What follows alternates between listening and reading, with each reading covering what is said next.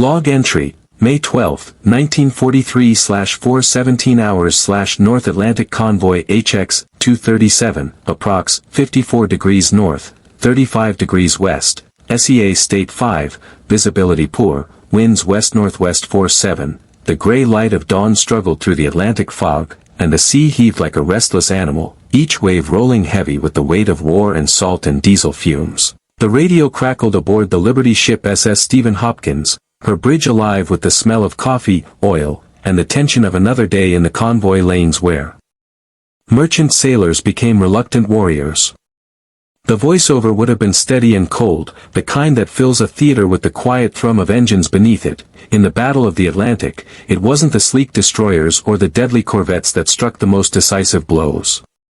It was something far more ordinary, a ship built cheap, built fast, and built in numbers too large to sink.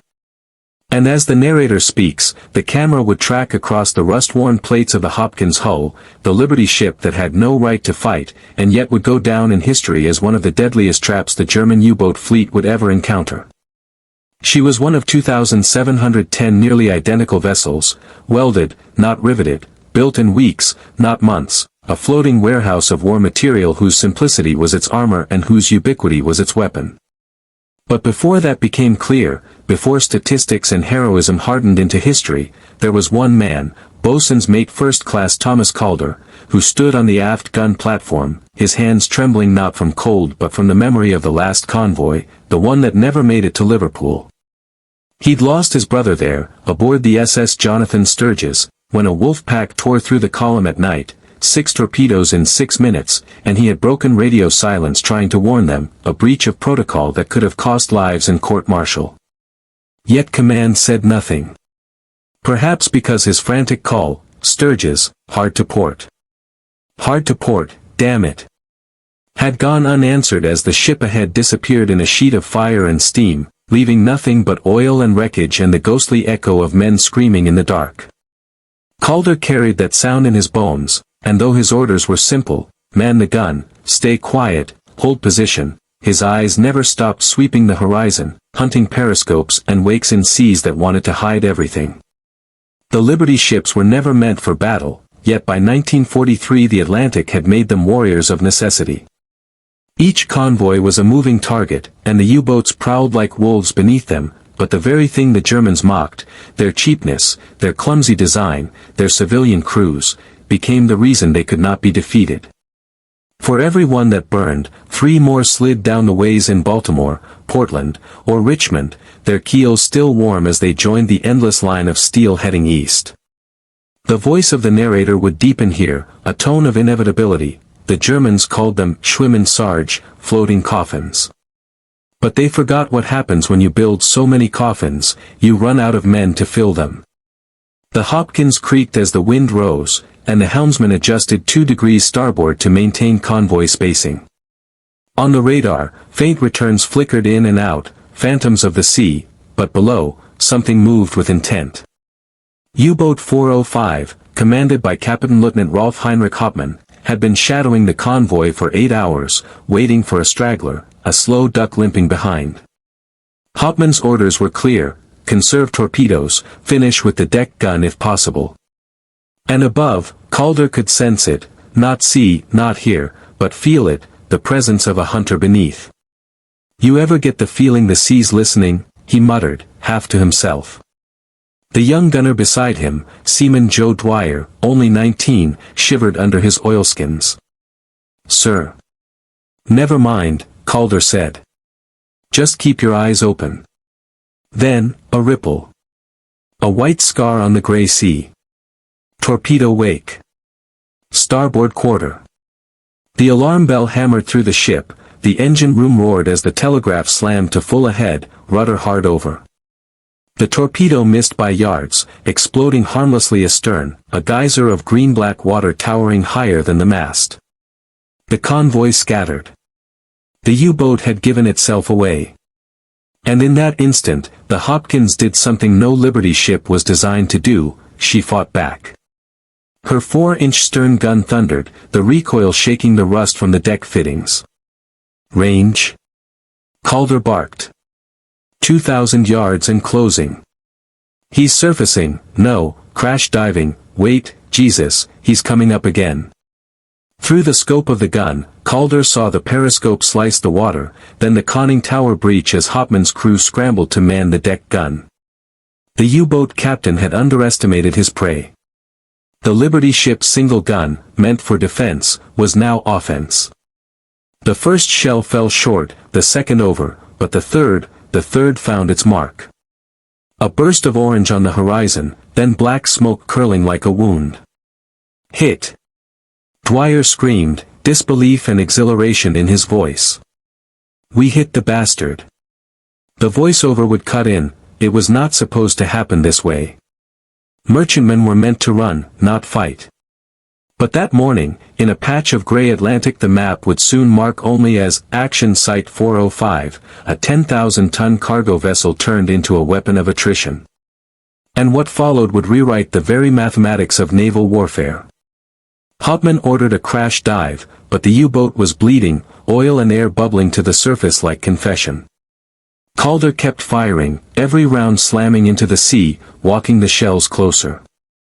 The recoil drove splinters from the worn deck timbers into his palms, but he didn't feel them.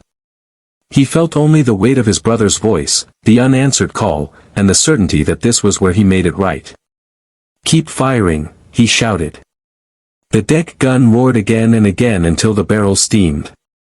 Then silence. The U-boat was gone.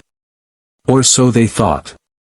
Minutes later, the sonar pinged faintly, a submerged echo, then another. He's circling under us, the sonar operator said. Depth change, 4 meters, 6, he's under the keel. Calder looked at the horizon. No destroyer escorts within 5 miles, the convoy had moved on. They were alone. The Hopkins had no depth charges, no sonar of her own, nothing but courage and steel. All stop, said the captain, a gaunt man named Paul Buck. Let him come close. We'll make him think we're dead in the water. Below, Hopman rose slowly, periscope sweeping. The Hopkins floated listless, smoke drifting, the image of an easy kill. The U-boat rose higher. And that's when the Liberty's 20mm Oerlikon gun opened up, chattering in long bursts, the tracers stitching fire across the gray Atlantic. Hopman tried to crash dive again, but the angle was wrong, the damage too severe. Calder's next shell tore open the forward ballast tanks, and the ocean swallowed the Hunter whole. Oil, air, and debris surfaced like confession. The men on deck stared in silence. The sea boiled, then calmed. Contact lost, sonar reported. Calder lowered his gun. He's gone. The narrator's voice would return here, low, deliberate. By war's end, the Liberty ships, cheap, ugly, replaceable, had claimed more submarines than the destroyers built to guard them. They were the decoys that became destroyers, the prey that learned to bite back. Each one a floating symbol of industrial defiance, proof that you didn't need elegance to be deadly. You just needed to endure. But for Calder, endurance was personal. He'd broken every radio protocol again that morning, broadcasting a distress call not to save himself but to warn the convoy ahead. The escorts arrived too late to see the U-boat sink, but not too late to record it. And when the Hopkins finally limped into Reykjavik with holes in her hull and half her ammo gone, they logged it officially, enemy submarine destroyed by defensive action.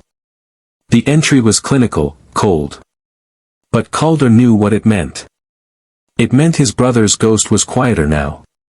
That cheap ship, built in a month by men who'd never been to sea, had avenged more than one death that day. And as the narrator's tone would swell with orchestral strings beneath it, the voice would echo, the Liberty ships were not supposed to be remembered. But history remembers the things that refuse to die. History remembers the things that refuse to die, and the Liberty ships refused in numbers that defied logic, 1 million tons of steel given breath by the foundries and factories of a nation that had decided it would not lose another ocean.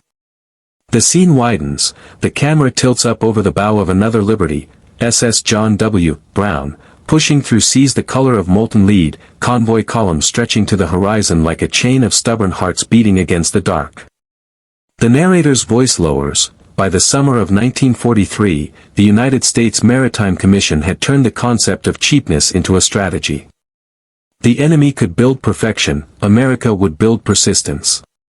Sparks fall in shipyards from Portland to Savannah, rivet guns crack in rhythm with jazz on factory radios, and somewhere between those pulses, the war tilts. The German Admiralty reads reports that make no sense: U-boats damaged by merchantmen, gunners trained in days out shooting crews bred for years. In a dim plotting room beneath Berlin, Karl Donat studies the figures and sees the unthinkable: his submarines are dying faster than he can replace them. The film cuts back to the Atlantic. Wind howls over steel decks, men in canvas coats strain to keep a gun trained on a patch of nothingness that might suddenly explode into periscope and wake. Calder stands again on the deck of the repaired Hopkins, scars of battle hidden beneath new paint, his eyes older, his hands sure. The convoy steams east under a half-moon, and beneath them, another U-boat slides silent, waiting for the range to close. The Liberty's radar pings, faint and uncertain, while sonar buoys echo across the convoy net, and the voiceover tightens. The Battle of the Atlantic had become an equation: tonnage versus tonnage, steel versus saltwater. But the Liberty ships changed the variables. They were not just cargo, they were bait. Calder feels the old premonition again, that the sea itself is watching. He tastes oil in the air and knows before the alarm sounds. Wake! Port bow! The crew scrambles, the torpedo passes close enough to spray them with its wake. Another Liberty, 2 columns over, is not so lucky. A white flash, then thunder. The ship disappears in seconds, and the convoy commander orders emergency formation Charlie. The escorts break off to chase the contact, depth charges rumbling like distant earthquakes. Calder grips the rail until his knuckles bleed. He sees debris on the water, crates, canvas, a man waving once, then gone. His radio crackles, a voice filled with static and disbelief says, "We lost the Mary Luckenbach. All hands forward gone." He lowers the handset, jaw tight. The narrator: for every Liberty that fought back, 10 were still lost. But the calculus of war is not measured in single tragedies. It is measured in pressure, in the moment when the hunter hesitates. Below the surface, the U-boat commander listens to the charges fade. His engineer reports low air, oil leak in compartment 3. They must surface to repair, and he knows the risk. When the periscope breaks the surface again, the ocean has changed. The Liberty ships are no longer running. They're waiting. Their guns track the waves like the eyes of predators that have finally learned how to kill. The U-boat breaks surface in the wrong place, between columns. 3 ships open fire at once, 105 mm, 20 mm, and 3-inch shells tearing the air. The German crew tries to man the deck gun, but a round from the Brown strikes amidships, another from the Hopkins follows a heartbeat later, and the submarine buckles. Water pours in, the captain gives the order to abandon.